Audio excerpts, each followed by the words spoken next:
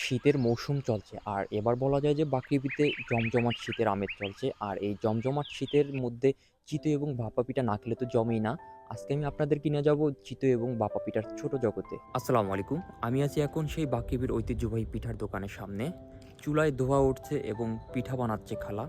বলা যায় যে পুরো ক্যাম্পাসে এখানকার পিঠা সবথেকে বেশি ফেভারিট। সকাল থেকে সন্ধ্যা পর্যন্ত পিঠা প্রেমিকদের ভিড় এখানে লেগেই থাকে। বিশেষ করে সন্ধ্যার দিকে এখানে পিঠা খাওয়ার জন্য রীতিমতো লাইনে দাঁড়িয়ে থাকতে হয়। মাঝে, মাঝে এমন হয় যে একটা পিঠা খাওয়ার জন্য বেশ খানিকটা সময় অপেক্ষা করতে হয়।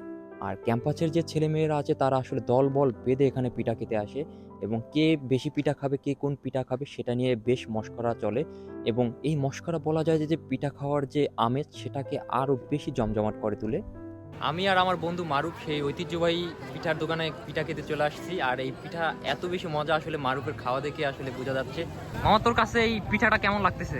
একদম সেরা মামা। এই পিঠার দোকানে আপনাকে যেতে হলে জুলাই ৩৬ হলের সামনে একটু হাঁটতে হবে এবং ঠিক কেয়ার মার্কেটের পাশে অবস্থিত।